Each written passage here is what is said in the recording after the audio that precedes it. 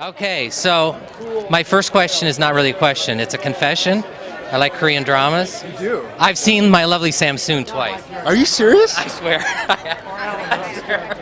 I don't think I've seen it twice. Oh, really? Yeah. I'm going to cut that out, though. I'm just going to edit that out. It's nice to meet someone who actually appreciates No, it. but They have really great stories. Yeah, it is. It's like people don't want to admit that they're good stories, the Korean They're dramas, good stories, right? Yeah, and they're kind of like addicting. So Yeah, I mean, they are. I get it, man, totally.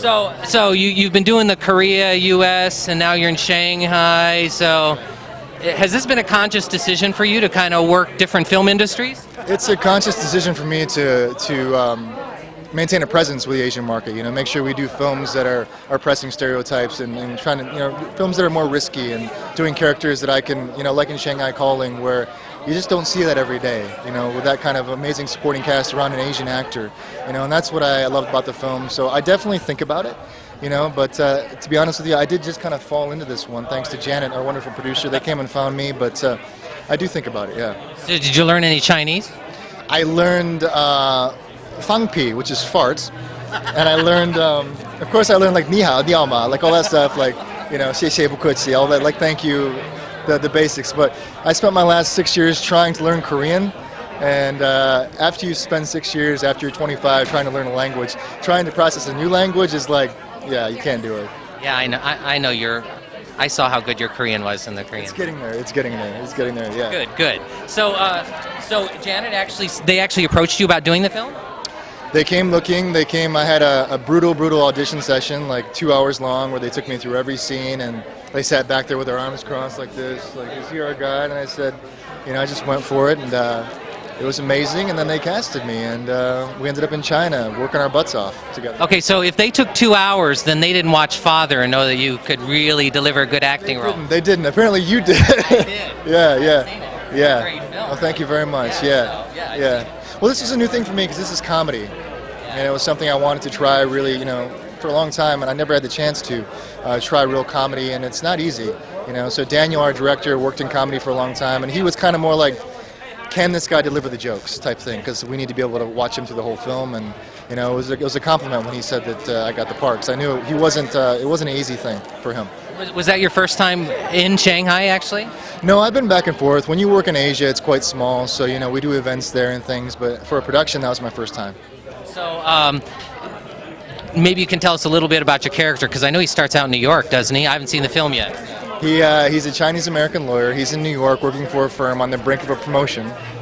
Excuse me, what he thinks is a promotion. And he gets shipped off to China to follow their biggest client and makes every single mistake you can possibly make. And despite what he wants to do, ends up using the locals and the American expats to help him out of trouble. And in the meantime, learns about love and relationships. And it's kind of like, in the vein of a Doc Hollywood, but for me, there's not enough of those films anymore. So it was a pleasure to see like a very lighthearted film with a good message, a nice rom-com, yeah. And I know because Janet said that they're going to be actually releasing the film in China too. So I assume you're going to go back to China and promote it as well? I think so. We're heading to the Shanghai Film Festival probably in June, I believe, and that will be very interesting because it's always nice to see how different audiences react to it. There's a lot of American humor in the film, and our concern was that the Chinese audiences wouldn't pick up on it. So we're hoping that we included enough in a 50-50 sort of way that all audiences can respond and get something out of the film.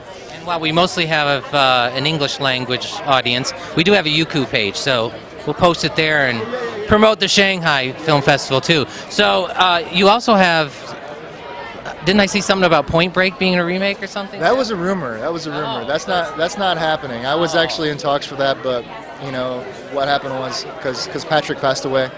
And he was originally the script was he was playing my father, and so we kind of had to. Oh, wow. Yeah, so I was really excited about it. I was a big fan. That would have been amazing, really. Yeah. I was training and everything for it already. Yeah. So the other thing, you're like probably on our top 10 list of like people. Can you interview this person? So the other thing is, what about Agent Zero? Does he come back to life?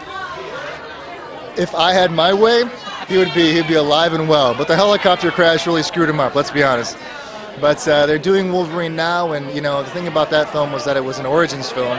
So if you think about it, everything takes place kind of like that was in the past. So he could still be alive now, depending on which direction they go. And it's a Marvel movie, so you never know.